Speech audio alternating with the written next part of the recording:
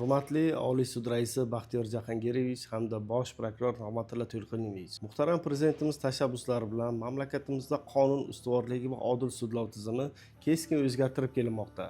Sud va boshqa barcha davlat tashkilotlarida shaffoflik, qonun ustuvorligi hamda inson manfaatlari birinchi darajaga chiqarildi. Buning isbot sifatida Konstitutsiyamizning 54-moddasida insoniy huquq va erkinliklarini ta'minlash davlatning oliy maqsad sifatida belgilandi. Lekin shu islohotlar davrida ham ayrim sudlar tomonidan davlat manfaatiga deb qonun ustuvorligiga ko'z yumilib, inson manfaatlariga putur yetkazilmoqda.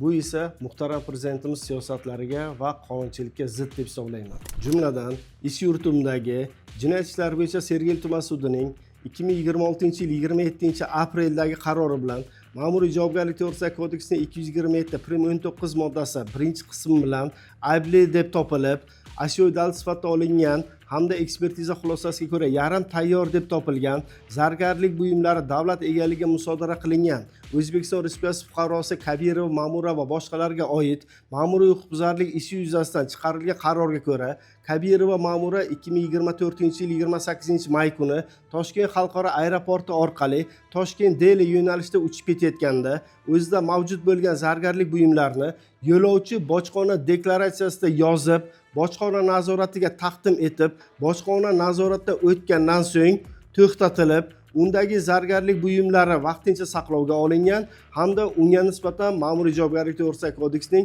227 moddasi 1-qismida ish hujjatlari rasmiylashtirilgan. Ma'muriy javobgarlik to'g'risidagi kodeksning 227 moddasi 1-qismida iqtisodiy siyosat choralari va boshqa cheklovlar qo'llanilgan tovarlarni ana shu choralar va cheklovlarni qo'llanishning belgilangan tartibini buzgan holda O'zbekiston Respublikasining bojxona chegarasi orqali olib o'tish huquqbuzarligi belgilangan. Sud Kabirova Ma'murani aybli deb topishda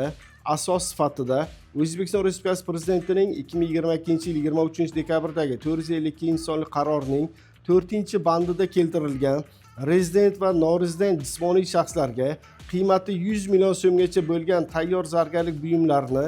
yo'lovchi bojxona deklaratsiyasini to'ldirmasdan 100 million so'm va undan ortiq bo'lganlarni yo'lovchi bojxona deklaratsiyasi asosida O'zbekiston Respublikasi bojxona hududidan tashqariga olib chiqishga ruxsat etilganligi asos qilib olgan. Lekin Ma'muriy javobgarlik to'g'risidagi kodeksning 9-moddasiga ko'ra, ma'muriy huquqbuzarlik to'g'risidagi ishlar huquqbuzarlik to'g'risidagi ish ko'rilayotgan vaqt va joyda amal qilib turgan qonunchilik asosida yuritilishi belgilangan.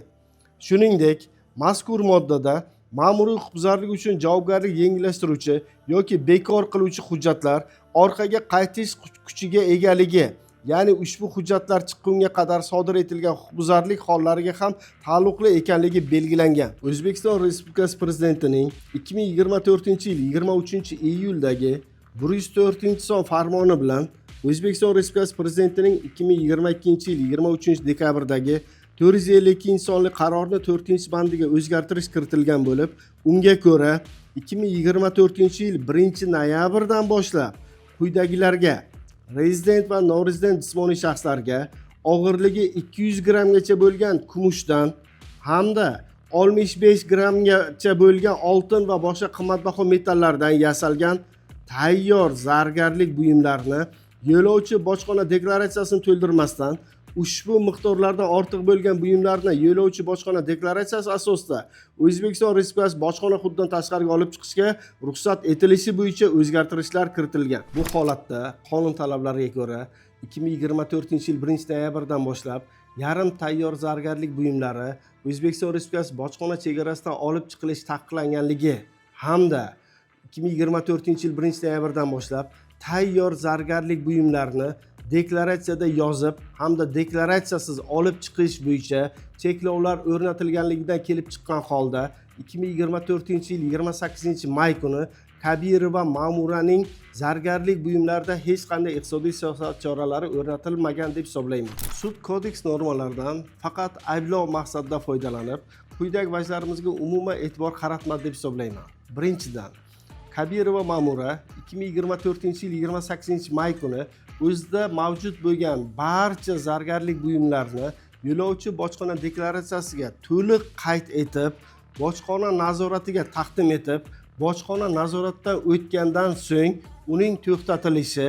uning harakatlarida bojxona qoidabuzarligi mavjud emas deb hisoblayman. Ikkinchidan, sud tomonidan Kabirova Ma'muraning harakatlari Ma'muriy javobgarlik to'g'risidagi kodeksning 227-19 moddasi 1-qismida belgilangan iqtisodiy siyosat choralari qo'llanilgan tovarlarni bojxona chegarasidan olib chiqishda asos sifatida qo'llanilgan O'zbekiston Respublikasi Prezidentining 2022-yil 23-dekabrdagi 452-sonli qarorining 4-bandida keltirilgan tayyor zargarlik buyumlarini olib chiqish bo'yicha cheklov O'zbekiston Respublikasi Prezidentining 2024-yil 23-iyuldagi 104-sonli farmoni talablari asosida 2024-yil 1-noyabrdan deb o'zgartirilganligiga sud umuman e'tibor qaratmadi deb hisoblayman. Hurmatli Oliy sud raisi va bosh prokuror, yuqorida aytib o'tilgan vajlarimizga asosan Kabirova Ma'muraning harakatlarida huquqbuzarlik alomati mavjud emas deb hisoblayman. Shu sababli sudning mazkur qaroriga huquqiy baho berish bilan murojaatimga munosabat bildirishingizni so'rayman.